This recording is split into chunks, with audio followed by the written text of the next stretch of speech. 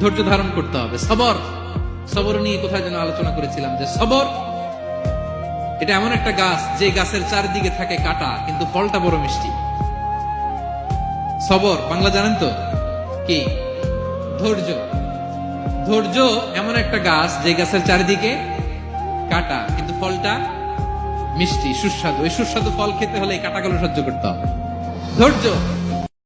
আপনি টেনশন করবেন না, আপনি চিন্তা করবেন না, কারণ ফাইন্না মাআল উসরি ইসরা, indeed with every hardship there is is. প্রত্যেক কষ্টের পরেই আনন্দ আছে না নাই? প্রত্যেক দুঃখের পরেই সুখ দিয়েছে কে? মনে রাখতে হবে, the grief isn't permanent, the struggle isn't permanent। এই পৃথিবীর কোনো দুঃখ, কষ্ট আর সমস্যা এটা পার্মানেন্ট নয়। সমস্যার পরে সমাধান আছে, দুঃখের পরে আনন্দ আছে। এই বিপদ পরীক্ষাগুলো আল্লাহ তাআলা আমাদেরকে দেন আমাদের কোমরকে সোজা করার জন্য, আমাদের পায়ের নিচের মাটিকে শক্ত করার জন্য। প্রতিকূল পরিবেশে কি করে টিকে থাকতে হয় সেটা ট্রেনিং হিসেবে এই পরীক্ষাগুলো আমাদের জীবনে দেয় কে? মানুষের সৌন্দর্যটা সবসময় থাকে না। এই যে যুবক অবস্থায় আমাদের কি সুন্দর চামড়া, কি সুন্দর দেহ, বয়স যখন 70-80 হবে এরকম থাকবে? কথা বলেন না। এই কালো দাড়িগুলো সাদা হয়ে যাবে, বয়সের ভারে মিজানুর রহমান আজহারি নুজ্জ হয়ে যাবে, লাঠি লাগবে তখন।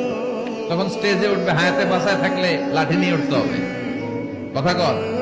নামাজ, বিশ্বনবী ইন্তেকাল করবেন, রুহু বের হয়ে যাচ্ছে, 2-3টা শব্দ বললেন, এর মধ্যে একটা ছিল সালাত। আর সালাত, উম্মতেরা নামাজ, নামাজ, নামাজ ছেড়ে দিও না।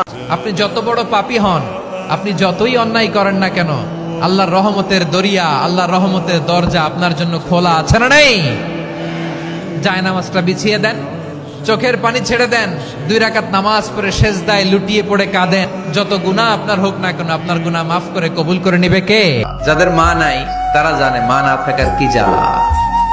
যাদের বাবা নাই তারা জানে বাবা না থাকার কি জ্বালা। এখন ঘরে ঝগড়া করেন, এখন ভাল লাগে না আব্বা আম্মারে, এখন আব্বা এই ভুল ধরে, আম্মা এইটা বলে, এখন অনেক অসহ্য লাগে।